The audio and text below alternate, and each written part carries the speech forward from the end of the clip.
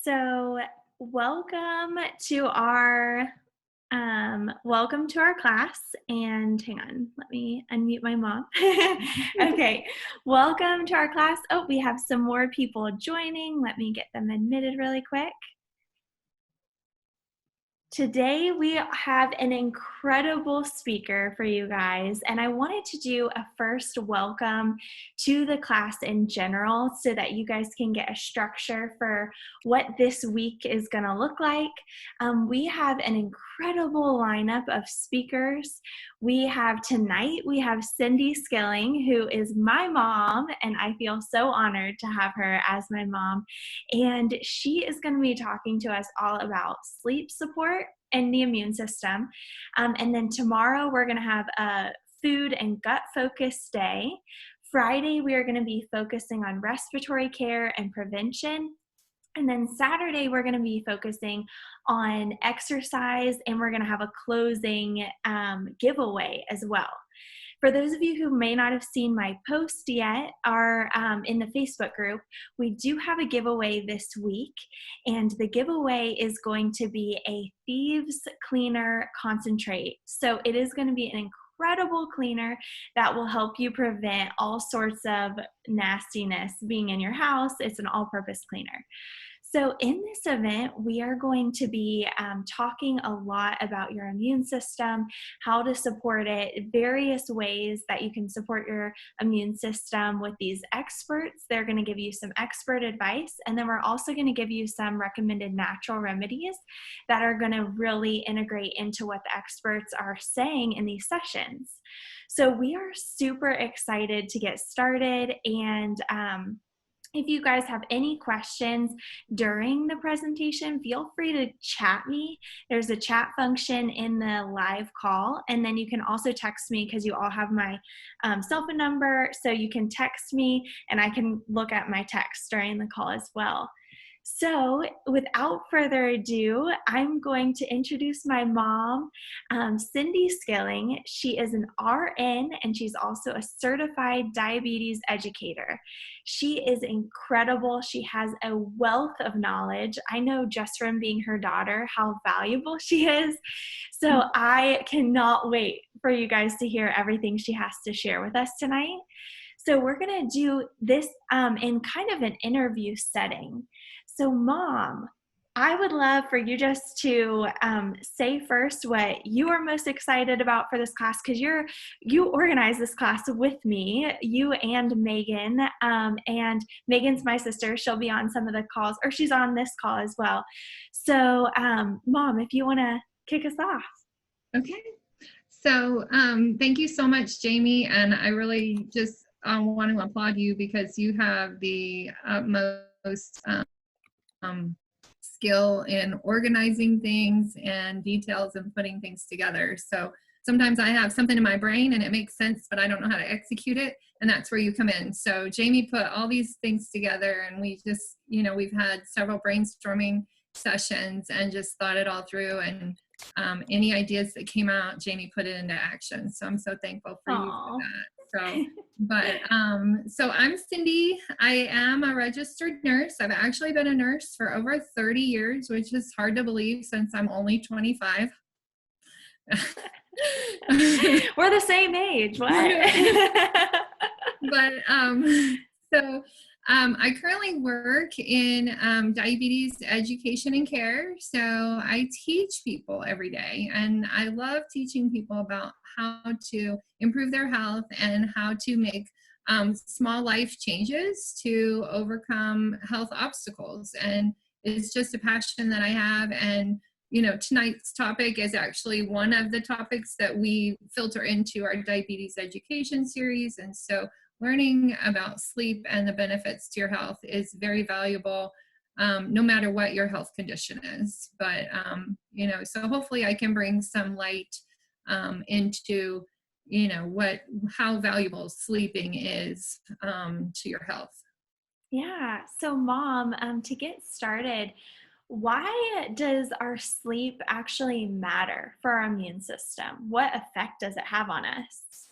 So basically, getting enough sleep is going to actually allow your body to produce these proteins in your body that are called cytokines. And the cytokines are actually helping to respond to inflammation and infection. And so while you're sleeping, your body is actually creating cytokines, and then it's actually releasing them into your bloodstream so that they can get active and fight off inflammation and infection. So without adequate sleep, you are, reducing the amount of cytokines that your body is producing, but you're also reducing the amount of time that those cytokines can actually be activated in your body to go fight off that inflammation and disease. Wow, that is crazy. I had no idea that that actually is like a scientific thing Yeah, that's happening while you're sleeping. So yeah, what go ahead. so how many hours of sleep? I know it might vary, but how many hours of sleep is recommended so that you can get what you need to support your body? Adequate sleep will vary for different people at different stages in lifetime. And there's actually some, you can search out how much sleep do I need. And it will ask you questions based on your age and those types of things, because our sleep patterns will change over time. And sometimes, we know like teenagers really need a lot of sleep. Babies need a lot of sleep. But as we age, we can, function well and continue to be healthy. Typical adults need somewhere between 7 to 9 hours of sleep per night. And that's not to say that some people aren't living very healthy with, 6.5 or 7 hours of sleep, and other people might be sleeping 9 or 10 hours of sleep, but somewhere in that range. And that's why usually you hear the word 8 hours of sleep, because it's kind of smack in the middle. So somewhere in that range is going to be adequate for most people. Okay, that's so awesome. So what are areas of our health that may be affected if we don't have enough sleep? Where would we see that show up? Well, definitely you would feel, fatigue throughout the day. You might have lack of concentration. You have lower energy level. Things you may not think as clearly or be able to perform your job as well. It may fatigue you to, move around and be active. So a lot of your energy stores will actually be depleted throughout the day if you're not getting enough sleep. Gotcha. And sometimes, like, I might feel really tired even though I slept a lot. Is Mhm. there any like reason or solution for that? So a lot of times if we disrupt the rhythm of our sleep, so um, I'm I'm kind of guessing that everybody's kind of heard that REM sleep pattern. Sometimes if you actually sleep longer, thinking that you're going to refill your tank a little bit more, sometimes you interrupt one of your REM patterns when you do wake up, and you can actually wake up more groggy and not ready to arise. And so that can give you kind of that I'm I'm not understanding because I just slept 10 hours. Why am I so tired feeling? Because you Yeah. actually should have woken up maybe initially when your REM was disrupted the first time and gotten out of bed and not pushed the snooze alarm 20 times and stayed there. So Wait, you mean we're not supposed to do that? I thought that was expected. yeah, the snooze alarm is actually a I would recommend that you don't hit the snooze button. So if you want to set a hard set go to bed time and a hard Mhm. set wake up time, and that way your brain actually starts getting trained that, say if you say 9:30 is my bedtime and 6:30 is my awake time, then your brain starts to know, okay, it's dark at 9:30, the lights are out, the room is quiet, my bed is comfy, I'm ready to do this thing called sleep. And then when 6:30 comes, your brain says, oh, remember it's 6:30, it's time to wake up. So you can actually train your brain in the same way you would train a puppy, you reward it for good behavior, and you remind it to continue to perform the way that you expect it to. So where if you were to sleep past that 6:30 and push that snooze alarm, you're disrupting that pattern, and then changing the brain. So yeah. That's so interesting. Is there any tips that you have that might help us create better sleep habits? Maybe if we have really bad sleep habits now, like hitting the snooze button way too much or feeling really tired during the day? Yeah, so some things that you can do throughout the day to make your your routine ready for sleep when the time comes. You definitely want to add or make sure that you are exercising regularly throughout the day. It doesn't have to be huge, rigorous 5-mile run. It can be a couple of 10 or 15-minute walks around the block, something that will raise your heart rate, stimulate your metabolism throughout the day. Get a couple of walks in throughout the day can really benefit your body's ability to sleep at night. Also, getting sunshine during the day. So your brain is also on this rhythm and this pattern, because light means you're awake and dark means you're sleeping. So make sure that your eyeballs and your skin and your body sees and feels sunshine if there is any to be seen, and turn lights on, open the shades, make it daytime when it's daytime, so that your brain knows this is when you're awake, and then quiet things down and dim the lights when it gets to be bedtime. The other thing you can do to help yourself sleep is to avoid stimulants, things like caffeine and nicotine. Definitely avoid them later in the evening, but if you can avoid them altogether, even better. If you can avoid caffeine and nicotine. The other thing that may seem surprising is you want to avoid alcohol close to bedtime. And some people actually realize, the effect that alcohol will help you fall asleep, but actually into the second half of your sleep pattern, alcohol can actually disturb your sleep while your body is processing and detoxifying from the alcohol, can actually disturb the second half of your sleep time. So avoiding alcohol close to bedtime is recommended as well. And then you also want to make sure to limit daytime napping. If you're not getting enough sleep at nighttime, don't try to make up for it with a 3-hour nap in the afternoon, because the likelihood that you'll actually fall asleep again the next night is going to be very slim. So if you do take a nap, limit it to under 30 minutes, and try to make it kind of midday or earlier if you do need a short nap. Try to avoid foods that are acidic or rich or highly fried or fatty foods, things that are carbonated right before bed. A lot of those foods can cause acid reflux and discomfort in your stomach that can cause painful heartburn and keep you up at night. And then establish that bedtime routine. So the bedtime routine, you want to have things that you do every night that are the same. So, wash the face, brush the teeth, put the comfy jammies on, dim the lights, avoid screen time. So the phone should be put away before it's bedtime. Try to avoid watching TV or putting your phone on while you're sleeping.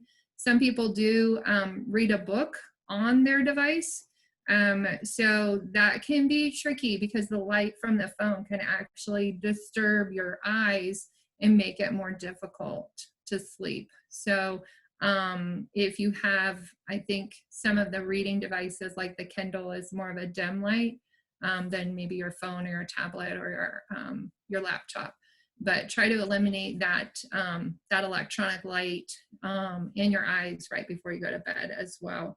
Make sure your sleeping environment is pleasant and comfortable. If you need a new pillow, get a new pillow. If you need a new comforter, make this a really nice, cozy, comfy place so that your brain recognizes this is where we rest.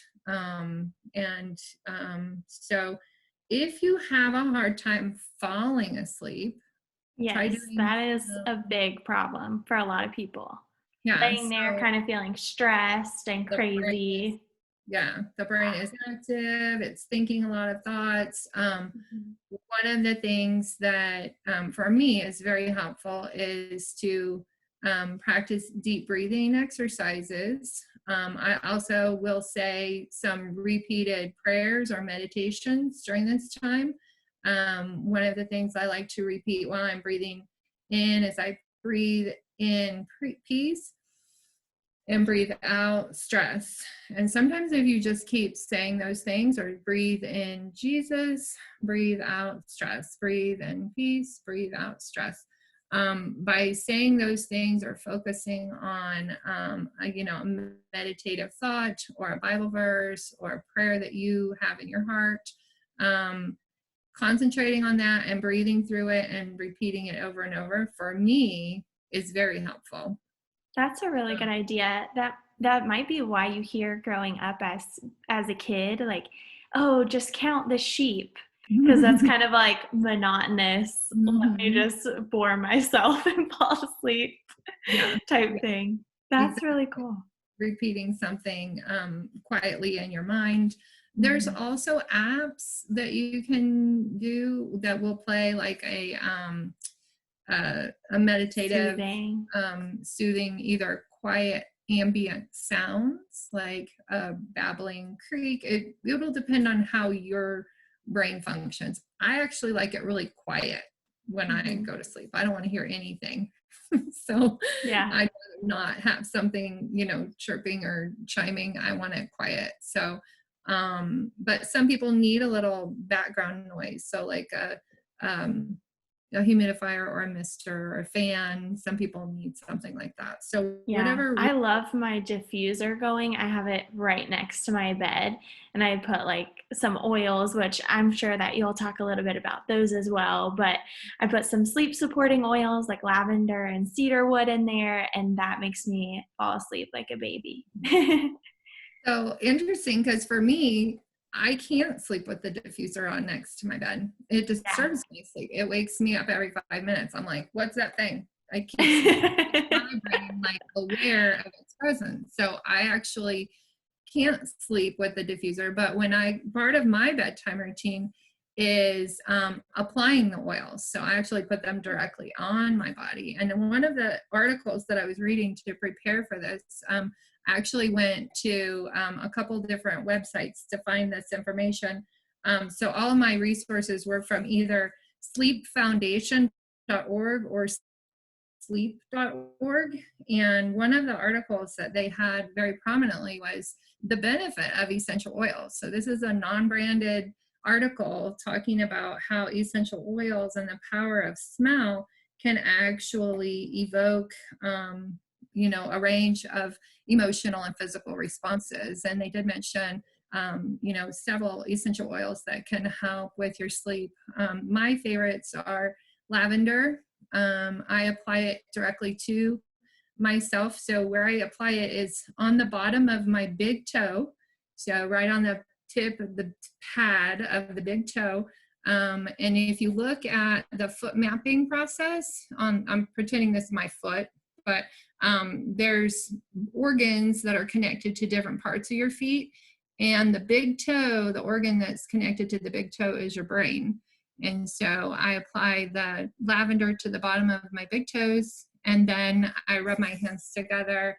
I rub it along the back of my spine and down my neck, and then I'll inhale it. Make sure your hands are clean before you do any of this if you're inhaling anything close to your face. And then the lavender is one of my favorites. And then I also use a blend oil called Peace and Calming. And I love those two together. I And those actually are, have that one like right here next to me because I love it. I'm sitting where I've been working from home and I have like random oils just like sitting around just because I've been using them all day. I know. yeah, here they are. Yeah, so Awesome. there's my peace and calming. So yeah, Oh, I love it. perfect. Yeah. So definitely I love the lavender and the peace and calming. It helps me go to sleep. So as far as, experientially, I have not always been a great sleeper. So I can my story, testify to her lack of sleep. I'm a finicky sleeper. I need very good sleeping conditions in order for me to sleep well. So it's been a process for me over years to really find my sleep health. Yeah, And and having two little children too, like me and Megan, we were not quiet individuals. So we probably didn't help her sleep schedule at all. yeah, you guys were awake. I was definitely awake. So yeah. But Awesome. um, So one final question as well as we wrap up, and then we'll open it for Q&A for people who are here live to ask you some questions about sleep. So is it possible to sleep too much or maybe to become too dependent on sleep? And if so, kind of what do you do about that? Yeah, actually, sleeping too much can actually indicate certain health conditions, and it can also lead to risks for certain health conditions. So, we're talking if you're chronically sleeping 11 hours or more per day, that would be something you would want to talk to your doctor about because it could be a sign of thyroid problems, it could be a sign of depression. It could be a sign of sleep apnea.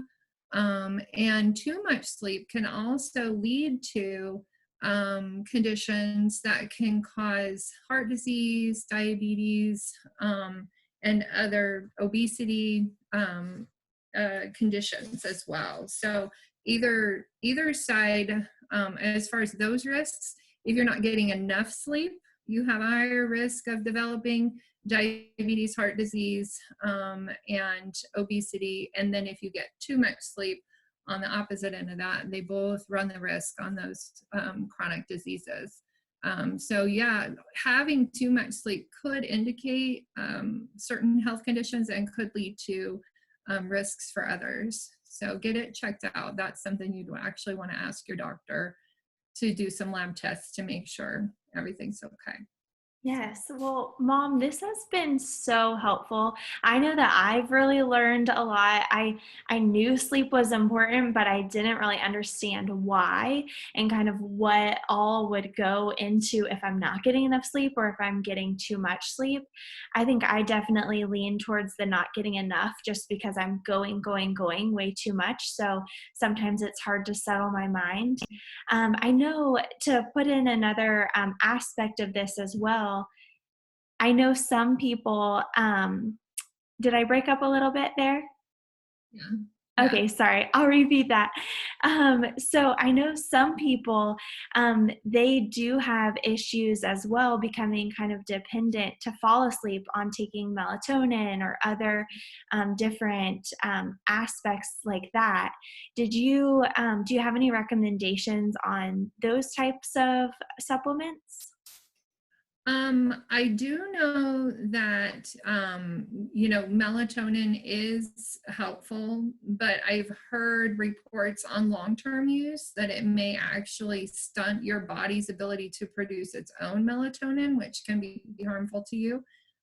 So you do want to try to avoid taking things without direction from your doctor, particularly because if you're kind of then disturbing your own body's ability to make its own melatonin, you want to be careful about the type of melatonin that you're taking, to make sure that you're not kind of jumping over your body's natural abilities. So I think what they're recommending in general terms now is maybe melatonin, but in alternating doses, so not taking it every single day. And then as far as like taking sleeping pills or things that will, cause you to fall asleep faster, sometimes those can cause chemical dependence, and they can be hard to break that habit. So I would, steer away from anything like that that would cause a chemical dependency. Yes, that makes sense. And the oils that we mentioned, do any of those happen to have like the peace and calming or lavender or anything like that? So as far as dependency on the oils, yeah, there's nothing harmful in the oils. They actually have they're naturally derived from plants. So there's no chemical compounds that are derived from any unnatural sources. Lavender comes from lavender. So it's distilled.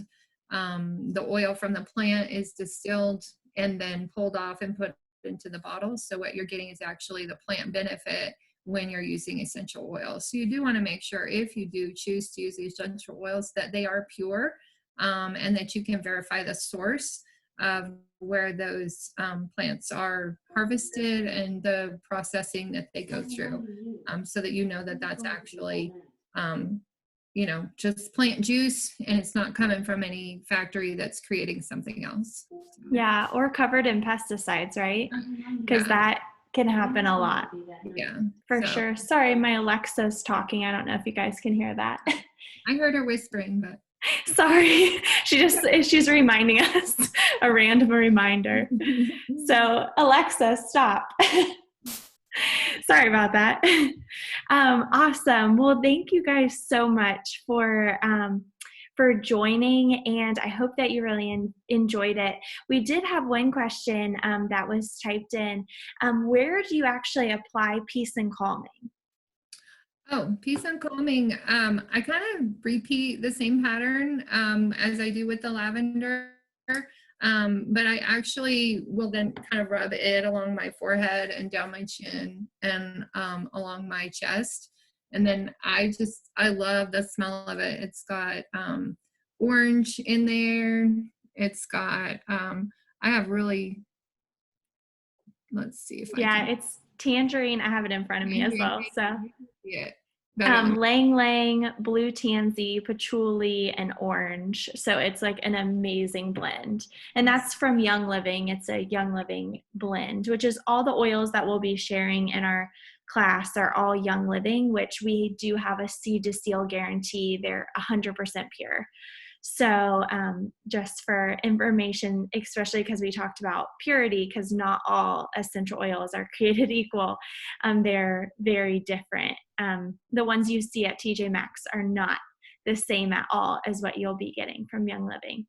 So, well, that is awesome. Do we have any other questions before we wrap up?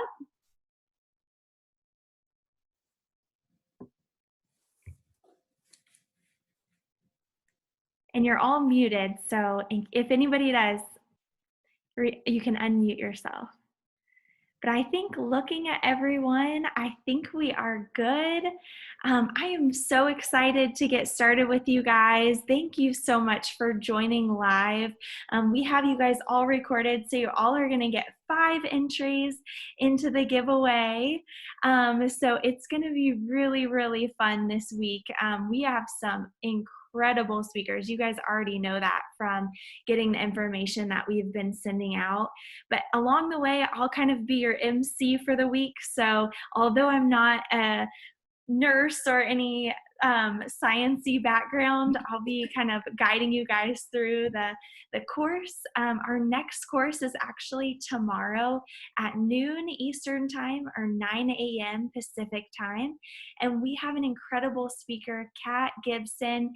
She is so amazing. She's going to be talking about food and the immune system, which I know I have a bunch of questions. So I'm sure you guys do too. So I will talk to you guys tomorrow, and thank you again for joining.